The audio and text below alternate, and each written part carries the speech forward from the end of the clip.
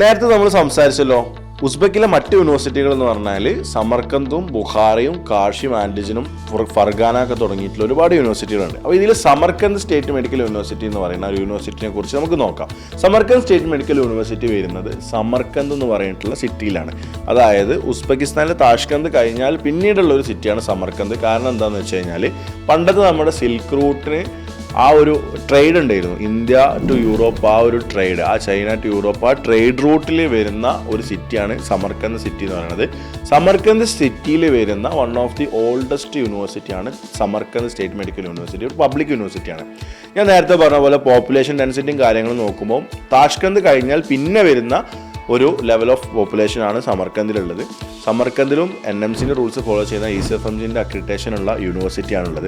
പക്ഷേ ഇവിടെ പ്രത്യേകം അഡ്മിഷൻ കിട്ടാൻ എൻട്രൻസ് ടെക്സ്റ്റുകളോ കാര്യങ്ങളോ ഒന്നുമില്ല, പ്യുവർലി ബേസ്ഡ് ഓൺ മാർക്കാണ്. ഇപ്പോൾ താഷ്കന്തിൽ അഡ്മിഷൻ കിട്ടാത്ത കുട്ടികൾ അല്ലെങ്കിൽ താഷ്കന്തിൽ അഡ്മിഷൻ എടുക്കുന്ന സമയത്ത് സെക്കൻഡറി ഓപ്ഷനായിട്ട് നമുക്ക് വെക്കാൻ പറ്റുന്ന ഒരു യൂണിവേഴ്സിറ്റി തന്നെയാണ് സമർക്കന്ത് എന്ന് പറയുന്നത്. കാരണം എന്താ വെച്ച് കഴിഞ്ഞാൽ, കാരണം വേറെ ഇൻ്റർവ്യൂ കാര്യങ്ങളൊന്നുമില്ല, അപ്പം അഡ്മിഷൻ എന്തായാലും ഡെഫിനറ്റ്ലി കിട്ടും.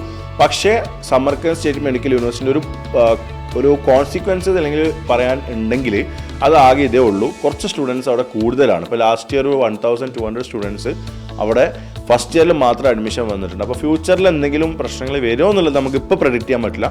പക്ഷേ ആസ് ഓഫ് നൗ അവിടെ വിഷയങ്ങളൊന്നുമില്ല. ഹോസ്റ്റലിൻ്റെ 1-2 വിഷയങ്ങൾ മാത്രമാണ് ഇപ്പോൾ കറൻ്റ്ലി നമുക്ക് അറിയാൻ പറ്റുന്നത്, അല്ലെങ്കിൽ നമ്മൾ ഫേസ് ചെയ്തുകൊണ്ടിരിക്കുന്ന ചെറിയ ചെറിയ വിഷയങ്ങളുള്ളൂ. കാരണം എന്താ വെച്ചാൽ ക്രൗഡായിട്ട് വരുമ്പോൾ അത്രയും കുട്ടികൾ വരുമ്പോൾ അതിനുള്ള ഫെസിലിറ്റികളിൽ അഡ്ജസ്റ്റ്മെൻറ്റുകൾ ഉണ്ടാവും സ്വാഭാവികമായിട്ടും.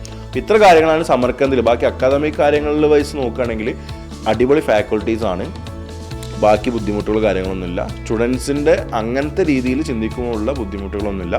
പക്ഷേ ഈ പറഞ്ഞ പോലെ ക്രൗഡഡ് ആണ്, അങ്ങനത്തെ ചില ഒരു കോൺസിക്വൻസസുകൾ മാത്രമേ നമുക്ക് പറയാനുള്ളത്. പക്ഷേ അങ്ങനെ വന്നാലും ഇപ്പോൾ നമുക്ക് താഷ്കന്തിനെ ഒരു സെക്കൻഡ് ഓപ്ഷനായിട്ട് വെക്കാനുള്ള ഒരു ഓപ്ഷനാണ് സമർക്കന്ത് എന്ന് പറയുന്നത്. നമുക്ക് ഇനി ബുഖാറിനെ കുറിച്ച് അടുത്ത വീഡിയോയിൽ പറയാം.